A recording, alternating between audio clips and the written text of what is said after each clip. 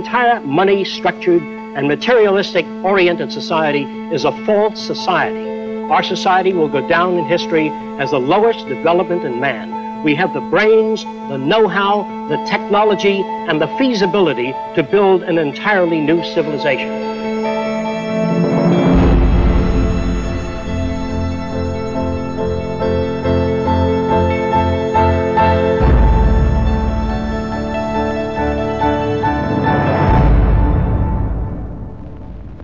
It was living through the 1929 Great Depression that helped shape my social conscience.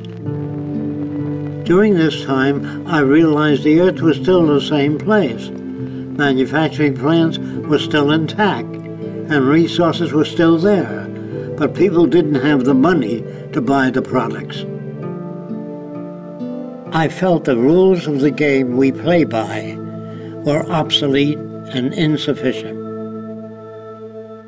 Misery, suffering, and war provided the incentive for my life's work. I was also motivated by the seeming incompetence of governments, the academic world, and the lack of solutions offered by scientists. I realized instead of working with individuals, a more effective method would be to redesign the culture. This began a lifelong quest to finding solutions to the many problems that we have today.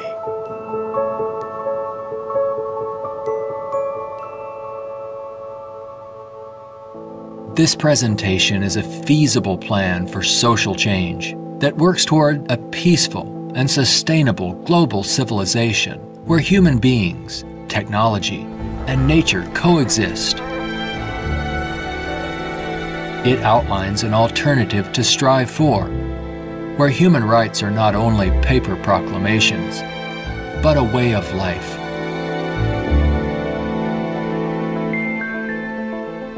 It is called the Venus Project.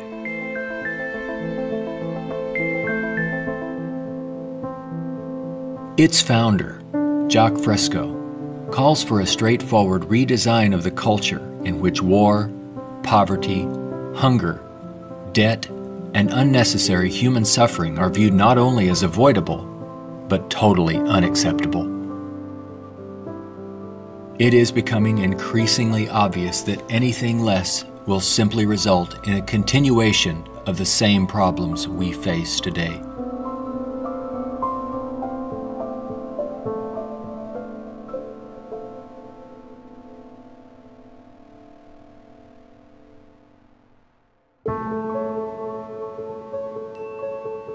The Venus Project's Research Center, constructed by Fresco and Roxanne Meadows, is located in Venus, Florida.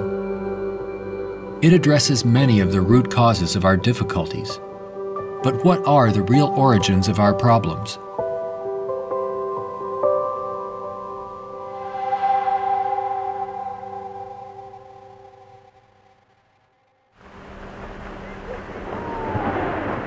At present, we are left with very few alternatives, since we're on a collision course of our own making. Answers from yesterday are no longer relevant. Considering the damage already done to the environment, we are rapidly approaching a point of no return, where nature will dictate the course. Either we continue as we have, with outmoded social customs and habits of thought, thereby threatening our future, or we apply a more appropriate set of values, relevant to a sustainable society, with more opportunity and freedoms. Americans have been conditioned in their kind of society to get a different kind of car next year, to buy a new television set or a tape recorder. We are radical as hell, but our political and social institutions have not changed. And this is where we are stagnating, because we always equate any new idea with communism or regimentation, because we've been brought up to fear that which is new. None of the world's economic systems, socialism, communism, fascism, or the free enterprise system have eliminated the problems of elitism, nationalism, racism, and most of all, scarcity. These are all based primarily on economic disparity. When money is used to regulate and distribute resources for profit, and people and nations are out for themselves, they will seek advantage at any cost. They do this by maintaining a competitive edge, or through military intervention. War represents the supreme failure of nations to resolve their differences. From a strictly pragmatic standpoint, it is the most inefficient waste of lives and resources ever conceived. Most wars are for the control of resources and maintaining your position of differential advantage. They're not based on the dignity of man. They're not based on elevating human beings. It might elevate the human beings in the country that's the victor. It might do that. But as far as the rest of the world goes, the price is enormous. This crude and violent attempt to resolve international differences takes on even more ominous overtones with the advent of computerized nuclear delivery systems and deadly biological and chemical weapons.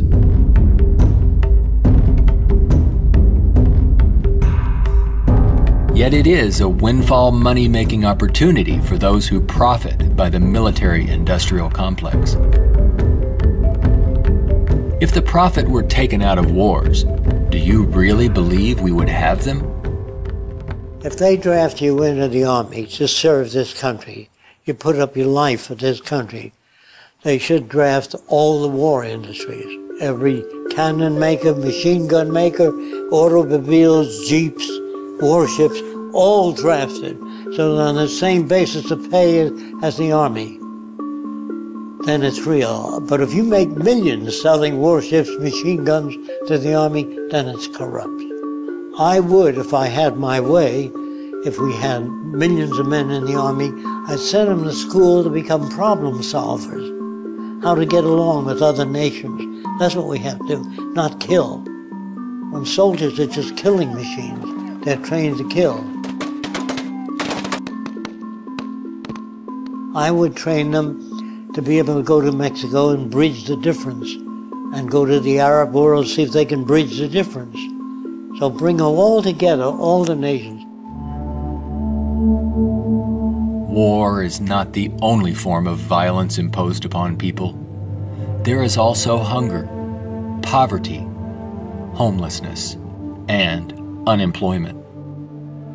The acceptance of these conditions as expressive of human nature is a myth used to keep things as they are.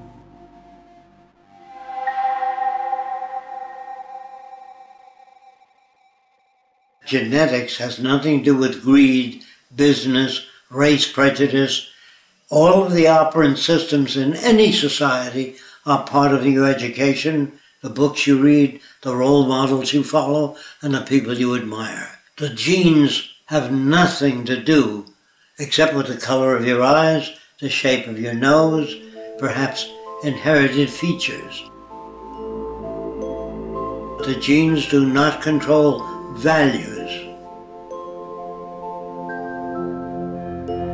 And even if you're born with a much better brain than another person, meaning better receptors, the quality of the tissue is better, I would say that if you have a better brain and you live in a fascist country, you become a fascist faster. The brain has no mechanism of discrimination. The brain can't tell you what is relevant or less relevant, except experience. We are not born with greed, envy, hatred, or bigotry. Our behavior and values are reflective of the culture we are exposed to. If you were raised by the headhunters of the Amazon, you'd be a headhunter. And if I said to you, doesn't it bother you to have 5 shrunken heads? You say, yes, my brother has 20. So, is he nuts? No, that's normal to his culture. social and environmental problems will remain insurmountable as long as few nations control most of the Earth's resources, and the bottom line is profit over the well-being of people.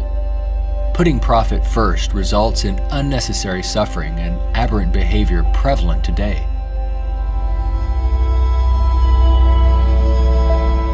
Many people feel that we need the rule of law to eliminate our problems. We have many laws, thousands upon thousands of them, but they are constantly being broken. Paper proclamations and treaties do not alter the facts of scarcity, deprivation, and insecurity. You can predict the shape of the future and the values if you know the trends of events in the ocean pollution, the scarcity of arable land. If you watch that degrading system grow, I can predict the riots and killing and assassination. In other words, human behavior is really generated by the surrounding environment. If there's a scarcity, say, of water, it is prized, and its price is high. Let's discuss scarcity as a system. Suppose it rained gold for about 3 days, gold dust. People would go out and shovel it in, fill the cellars, the attic, every drawer in the house. They'd throw out their clothing. If the rain kept up for a year, so the gold was all over the place, people would sweep it out of the house, take their rings off, throw them away, and so human behavior undergoes change to that condition. There's only a policeman in front of something that people have need for and don't have access to. So you put a guard there.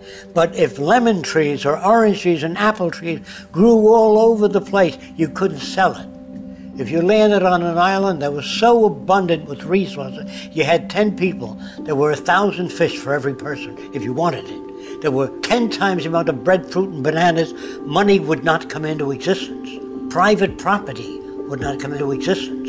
If the island was big enough, there were 10 people, there were 8,000 acres. No one would give a damn about staking out this particular area.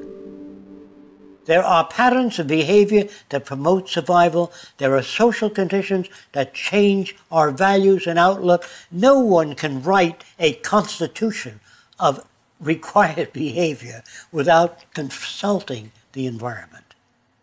So we'd better take care of the environment, we'd better take care of one another, and we'd better educate people to the highest possible levels of our ability in order to have a society.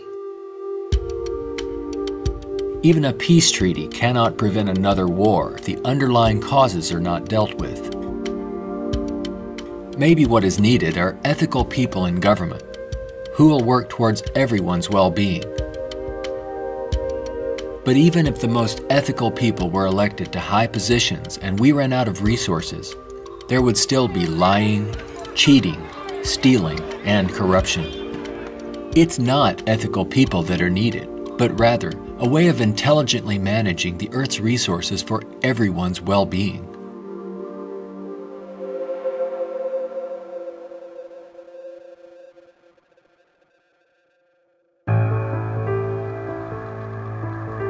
Let's examine our social arrangements further. To maintain our economy, products must continuously be sold.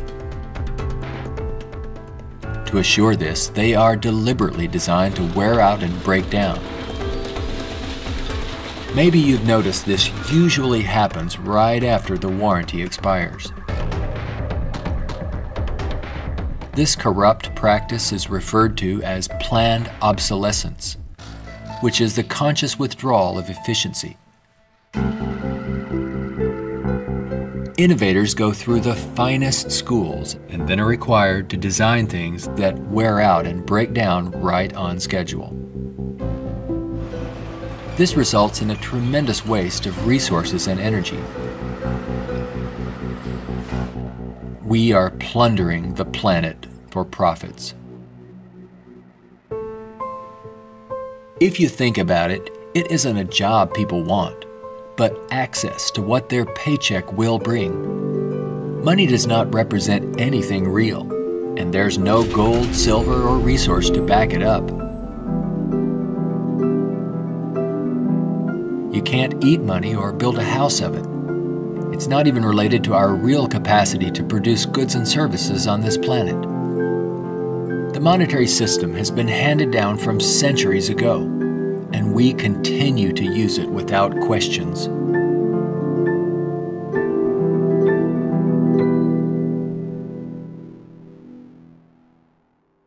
This system will keep installing more and more automation, cutting down on the purchasing power of the majority of people.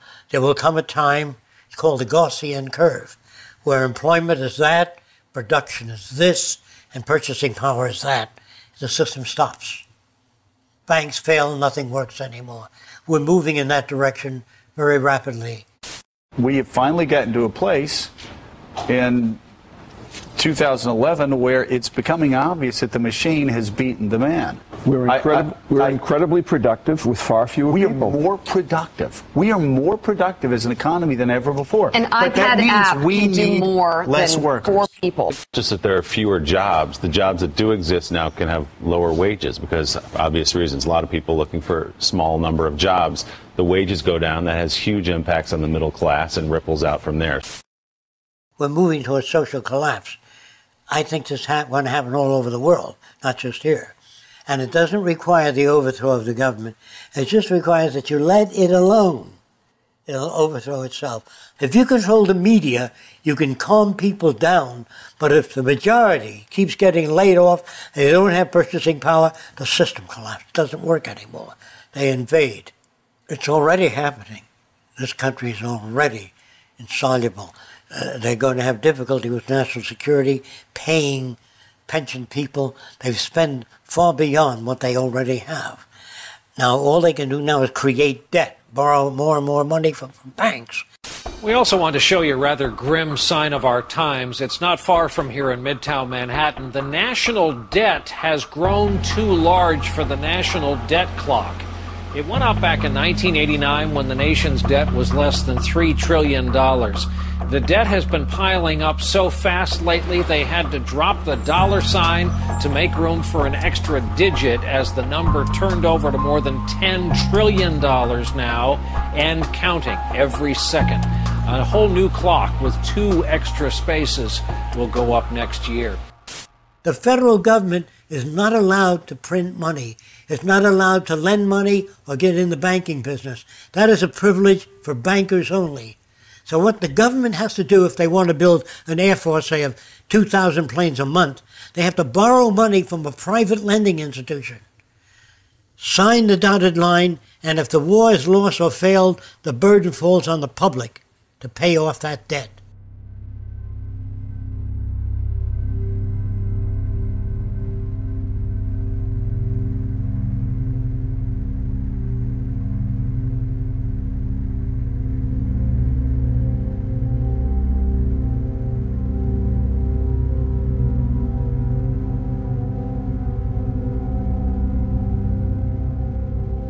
We find ourselves and our social constructs in a transitional state, a matter of social evolution.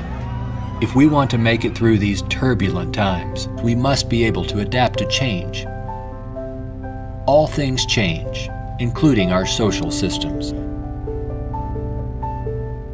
Albert Einstein stated, "We cannot solve problems by using the same kind of thinking we used when we created them."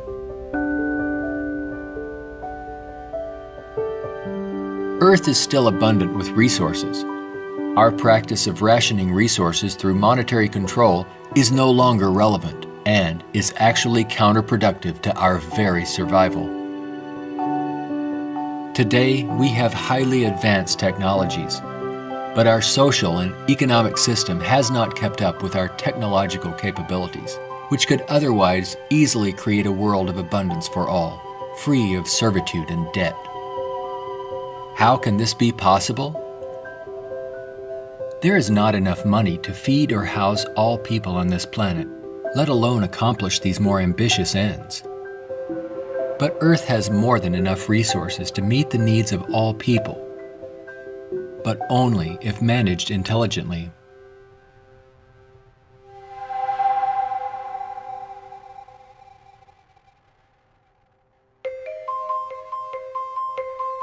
Jacques Fresco envisions a solution that he calls a resource-based economy. It is a socio-economic system in which all goods and services are available to everyone without the use of money, barter, credit, debt, or servitude of any kind.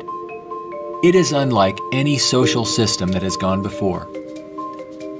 Fresco arrived at this direction through 75 years of study and experimental research.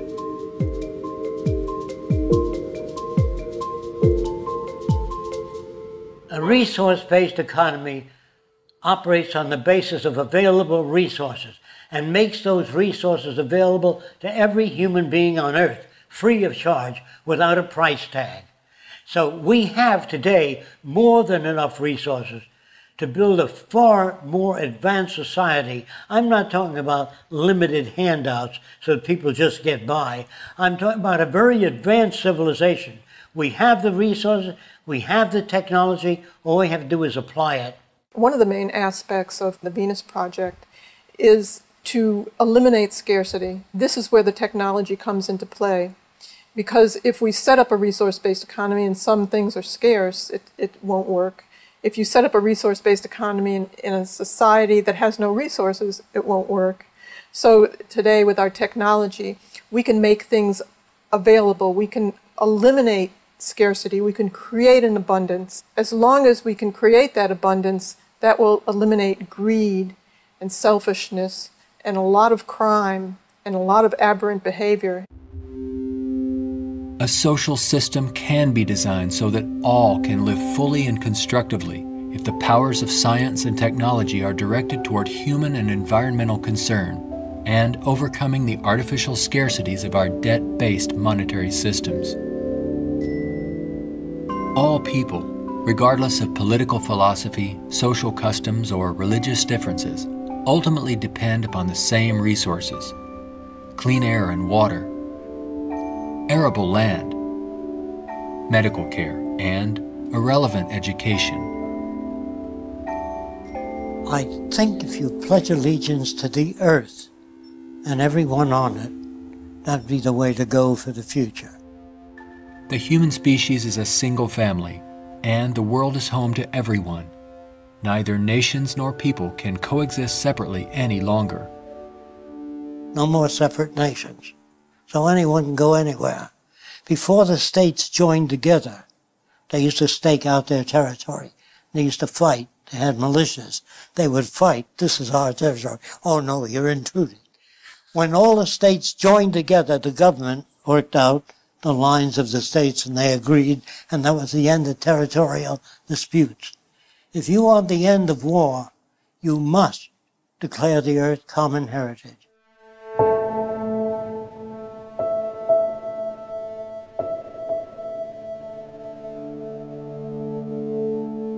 This has nothing to do with those who want to form an elite world order with themselves and large corporations in control and the rest of the world subservient to them. On the contrary, a global resource-based economy enables all people to reach their highest potential, where they can thrive and grow in a society that works in their behalf, a society that protects and preserves the environment as well, one that understands that we are part of nature, not separate from it.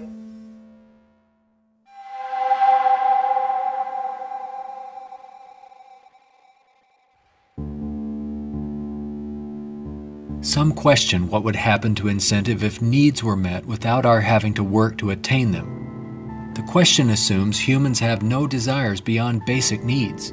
If that were true, there would be no inventors, writers, or teachers.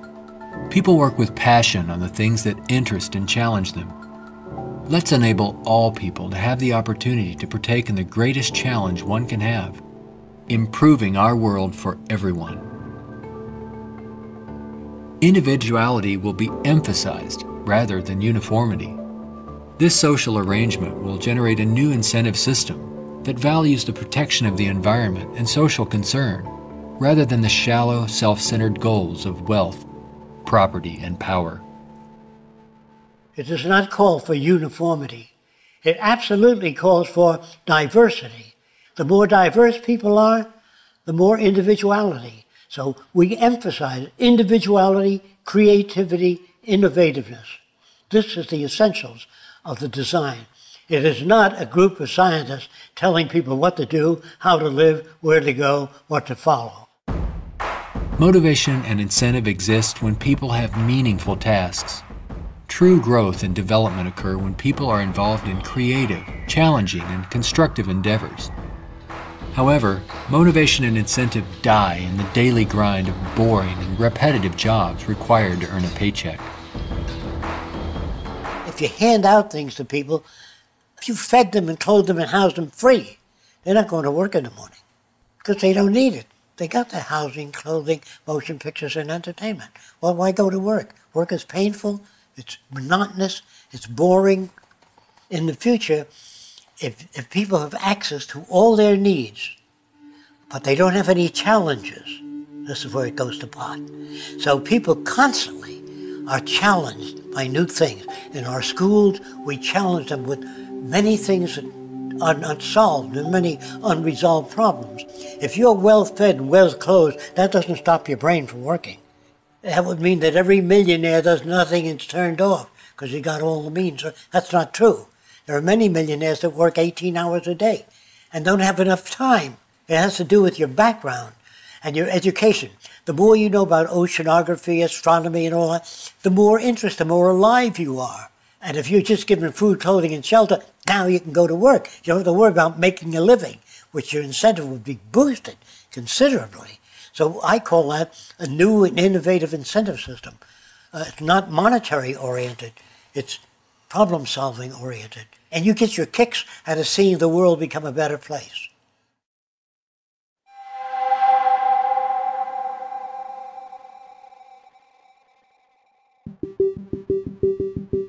How can we use our technology wisely so that there is more than enough for everyone? To achieve this, it's mandatory that the planning for it be based on the carrying capacity of the planet's resources. Our entire infrastructure must be redesigned and operated as coherent, integrated total systems.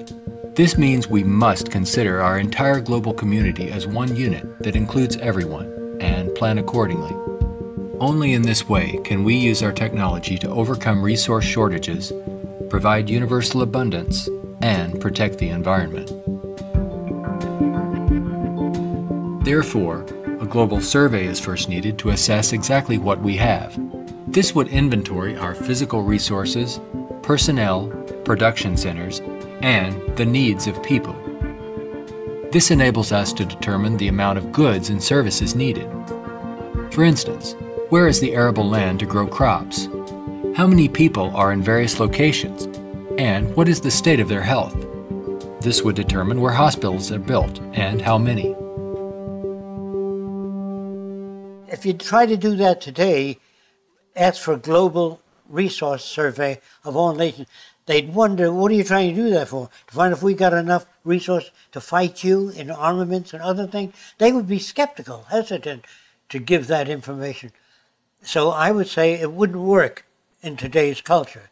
But after the ideas are put forth and the reason for it and the advantages gained by all the nations, it would have to be specific advantages that they can understand in their terms. And if they agree, then the survey would be conducted. It's not my opinion or the opinion of anyone else would be used. It's the size of the population, the availability of resources, the carrying capacity of the earth that determines what is done and how fast things move. See, today it's done on a totally different basis. But in the future, it'll all be based on a form of dynamic equilibrium. That means operating everything at the highest potential without environmental neglect. The key to achieving abundance and a high standard of living for all is to automate as much as possible in the shortest period of time. But during the transition, we have to bring together the technological capabilities of people working with computers and working with technology and building and designing methods of delivering these resources and the necessary industrial plants to process the resources. Our problems and their solutions are technical, not political. Most problems can be solved when technology and the methods of science are used to serve all people, not just a select few. But what is it that you want? You have to ask yourself, I want to live in a world where I don't have to fear that my children will go into another war, where there'll be deprivation or problems or disease. Do you know how to build that kind of world? No, I don't. Well, how do you go about it? You call upon the various divisions of science, bring them together, and say, these are the problems we'd like to solve. A scientific government doesn't mean that scientists rule or control people. It means they have better means for building transportation systems, better means for cleaning the air. They have the best means for restoring the ocean that we know of to this day. Computers can serve the needs of everyone when CyberNation is ultimately integrated into all aspects of this new and dynamic culture. One can think of this as an electronic nervous system, extending into all areas of the social complex. Their function would be to coordinate a balance between production and distribution, assuring there are no shortages or overruns. In this highly technical society, decisions are based on direct environmental, human, and industrial feedback. You can think of this as electrical sensors throughout the entire environment, from cities, factories, warehouses, distribution centers, transportation networks, all over the globe, gathering data for more appropriate decisions. The decisions are based on the needs of society rather than corporate or private interests. It is not automated technology or machines we should be wary of, but the abuse and misuse of technology by selfish interests. Remember, it is people who decide what ends the machines will serve. If technology does not liberate all people for the pursuit of higher aspirations and human achievement, then all its technological potential will be meaningless. You always do a positive and negative study before you engage in the actual reconstruction of an environment.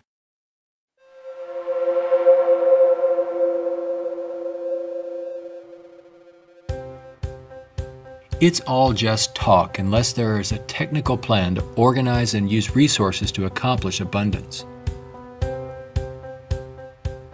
What follows are some of the many approaches the Venus Project provides for the entire social spectrum.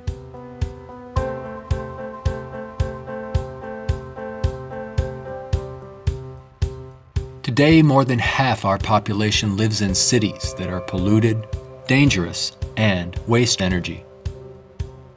What we have to do is design a city as a living system, as an organism, as a university, that all of the cities of the future will be university cities that grow, that continue to exchange ideas.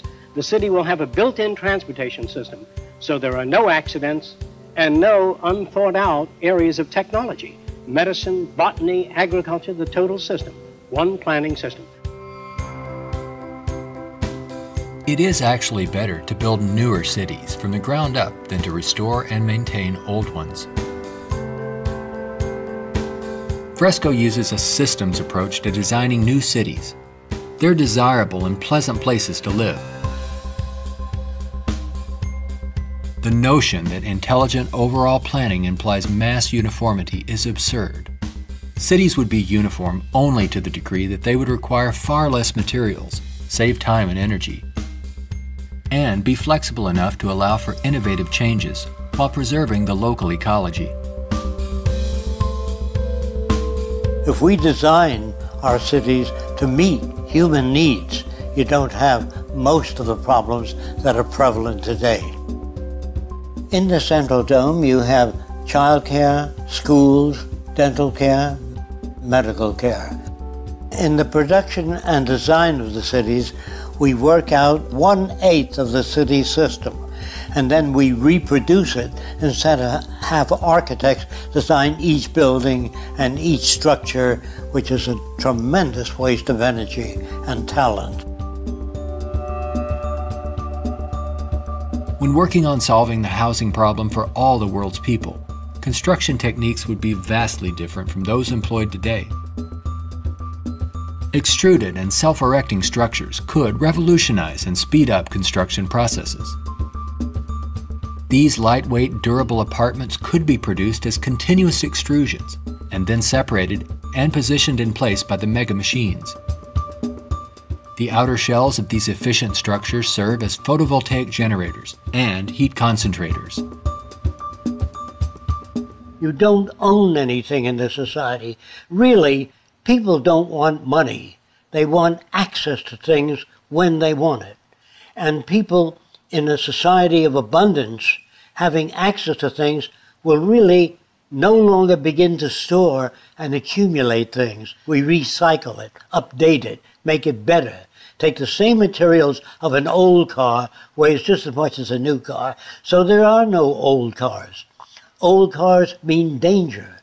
If you drive a very expensive car and somebody else drives a beat-up old car, if their brakes fail, you may die. We don't want any old cars on the highway. We don't want anything that breaks down. We don't want anything that takes looking after. In a resource-based economy, people may access whatever products they need without the burden of having to purchase, maintain, or insure their possessions. In this way, there is much more to go around for everyone, and products are always available when needed. Anything people may need is available in these outside access domes. Sculpturing materials, musical instruments, somewhat like the public library. They can go down and access a camera or a bicycle or a wristwatch. Anything that they need is available without a price tag. That would mean we must achieve a level of production that's so high that scarcity no longer exists. That will prevent almost all crime. So there's no way of segmenting or making this system just or equitable. We have to make a system that assures human rights. You know, when everybody has free access to goods and services, you don't have to fight for women's rights or black rights. It's an automatic in a society that's set up that way. You don't have to make laws, don't steal. It would bypass that behavior. Surrounding the Central Dome, you have the research centers. Centers that do work that's relevant to the sustainability of the entire community. As we move away from the research centers, we come to the recreational area, which has tennis courts and all of the games that people require.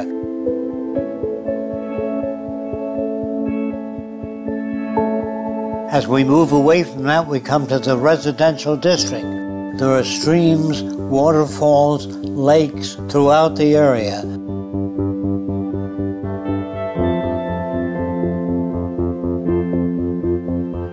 We could provide a wide range of unique homes and apartments that can be relatively maintenance-free, fireproof, and virtually impervious to adverse weather conditions.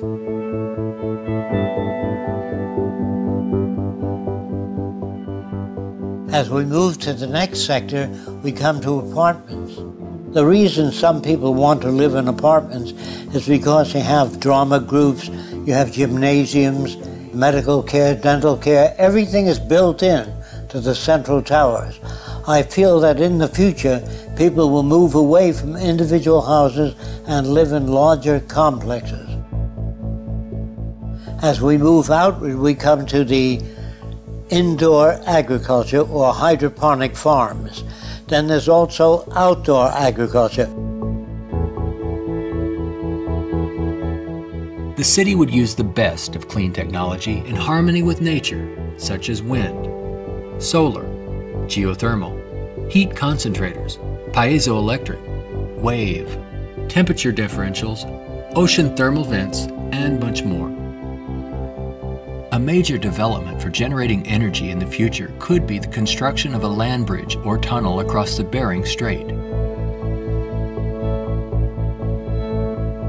These underwater structures convert a portion of the ocean currents through turbines to generate clean sources of power.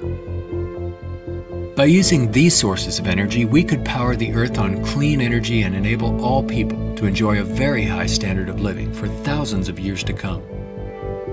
There's no need for the use of polluting hydrocarbons any longer. Pollution will be a thing of the past.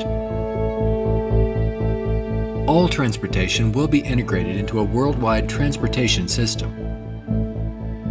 Transportation within cities will be by transveyors. City-to-city travel will be by monorail.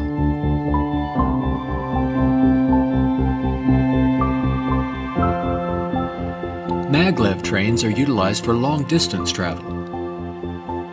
To enhance efficiency, this high-speed maglev train is equipped with removable sections, which can be disengaged while the train is in motion.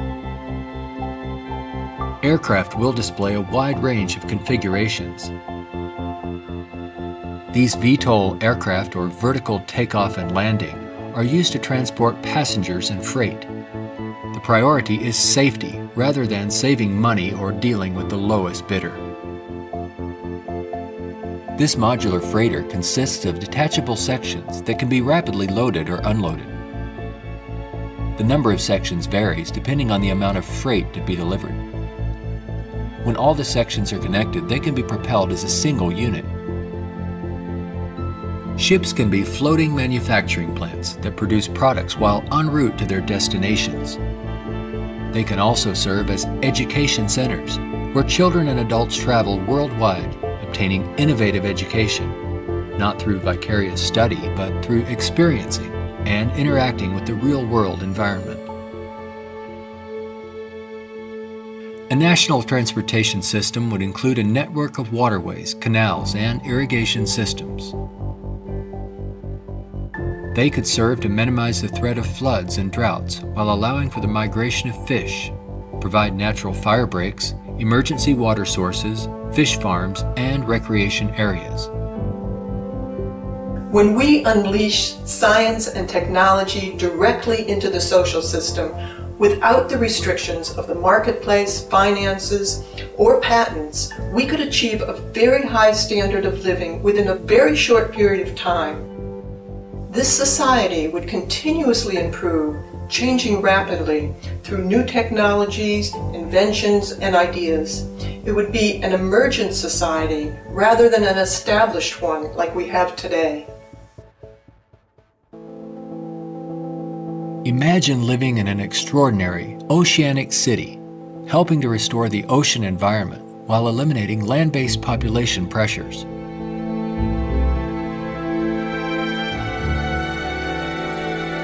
These cities in the sea may serve as universities and research centers where students study marine sciences. They could be used for ocean farming, mariculture, and mining, while maintaining a dynamic balance in the oceanographic environment. Self-sufficient cities in the sea vary in design depending on their location and function. This undersea observation station permits people to view marine life in its natural habitat. These mariculture and sea farming systems cultivate and raise fish along with other forms of marine life to help meet the nutritional needs of the world's people. These structures would permit the free flow of water throughout. Using technology in this way would make it possible for a global society to achieve social advancement and worldwide reconstruction in the shortest time possible. Utopia, if ever established, will die, will stagnate. Whereas what I'm talking about, an evolving culture or an emergent culture, I have no notions of a perfect society. I don't know what that means. I know we can do much better than what we've got. I'm no utopian. I'm not a humanist who would like to see everybody living in warmth and harmony. I know that if we don't live that way, we'll kill each other and destroy the earth. This new lifestyle, while providing leisure and recreation, would also enhance knowledge and creativity for everyone. The measure of success would be the fulfillment of one's personal interest rather than the acquisition of wealth and self-centered goals. A resource-based economy would not only change our environment to make it clean, efficient, and enjoyable, but it would introduce a new value system appropriate to the direction and aims of the new innovative approach. With education and resources made available, there would be no limit to the human potential. Everyone will have the freedom to pursue whatever constructive field of endeavor he or she chooses, without the economic limitations that we face today. We are now at a time when decisions must be made if we wish to evolve from our present culture of scarcity, waste, and environmental destruction to a sustainable society of ecological concern and abundance. A nation without a vision of what the future can be is bound to repeat past errors over and over again. If we say dishonestly that man is the highest form of evolution, which you get in school, man destroys the oceans, the fish, the atmosphere, one another, and man flies over a city, presses a button, and burns everybody in the city with nuclear weapons. Is he the highest creation of nature? Not yet, in my opinion. We've got a long way to go. We could either develop paradise on earth or oblivion, wipe ourselves out. Only the future will tell. It's what you do to make the future. We can create a world where war and want are distant memories. When all of science and technology are used within a global resource-based economy for the protection of the environment and the well-being of all, only then will we understand what it means to be truly civilized.